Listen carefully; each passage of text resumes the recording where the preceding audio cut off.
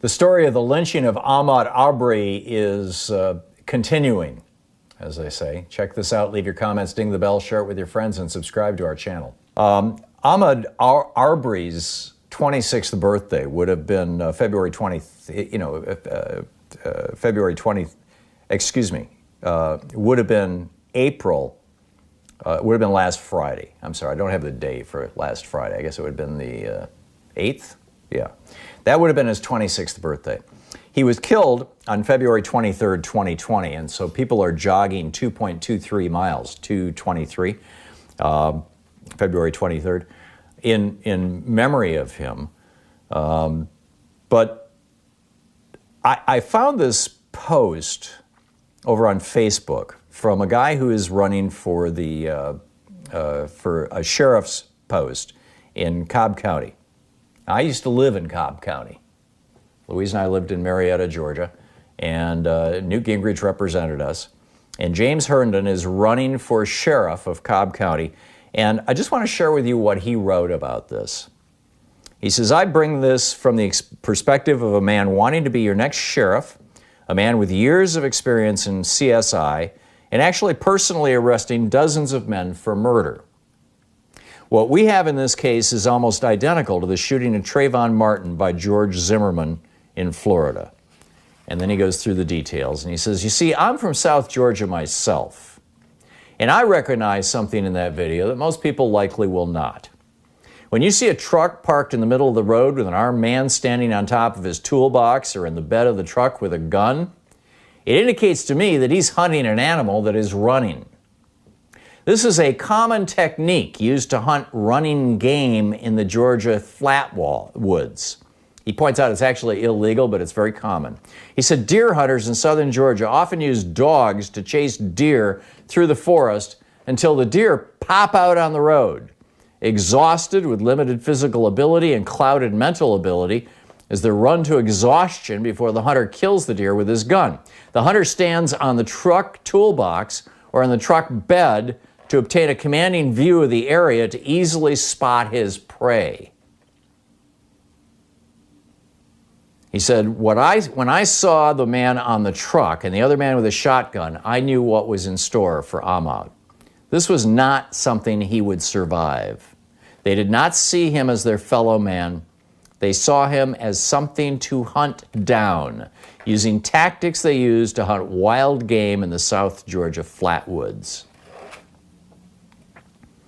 And he points out, you know, Aubrey ran into this truck because the truck, they knew which direction he was running, and so they cut him off. They got ahead of him on the road, which is what you do when you're flushing game out to illegally shoot them from the back of your truck on the road. And this sheriff candidate, this James Herndon, he says, being the hunters I believe they are, they stated they decided to cut him off on another street to confront him, as their experience as hunters allowed them to calculate his path for his attempted escape. And as Ahmed attempted to run around the truck, the shooter gets out of his vehicle armed with a shotgun. I believe the very first shot hit him in the right side of his chest. Then he goes through the details, and it gets pretty gory there. And then the district attorney, George Barnhill, the district attorney says, you know, nothing to see here, basically. He wrote to a Glynn County police captain a 3-page letter. It appears Travis McMichael, Greg McMichael, and William Bryan were following in hot pursuit a burglary suspect with solid first-hand probable cause.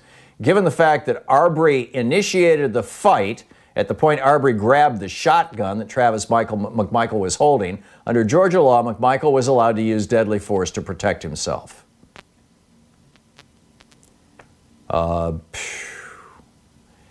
Now, Barnhill, it turns out, has a rather sketchy background in this regard. And I'm looking for the details here, but anyhow, this is yeah.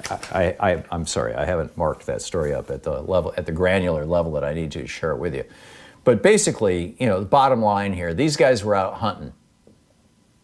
They saw this guy running by. They saw him checking out an empty house. No, he didn't take anything from it. Went inside and looked around. I've done that.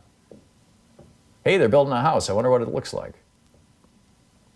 And then he's running down. He's out jogging. He does this every day. He's out jogging.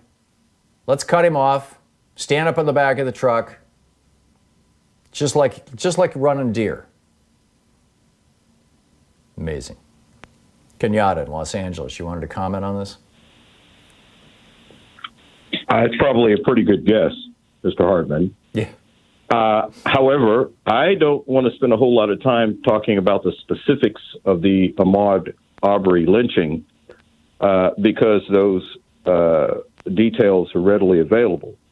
What I want to do is reach out to you and your audience and tell you that every time this happens, you and I have had conversations after events like this in Ferguson, Missouri. We've talked about Walter Scott, Freddie Gray, Trayvon Martin, Sandra Bland, some guy named Oscar. I forget his last name. Bob and John, Joshua Brown. Never are these people's last names Kowalski or Steinberg or Chong or Singh or Fukushima or rarely a Gomez.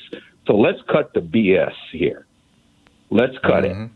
Every time we focus on one of these issues, we then take away our focus as a nation from the greater issue. And that is why this happens to these people constantly, over and over again. And you said it in your last segment. You said until, speaking about COVID-19, until it, quote unquote, moves into white America. And until white Americans see what we saw here in Southern California 5 years ago, where a CHP officer, 250 pounds, with gloved hands in broad daylight, straddled a black woman who was mentally ill, unarmed, not threatening, walking on the freeway. He beat that woman to a bloody pulp. And until white Americans can get that image and that reality into their mind, let's quit playing this game.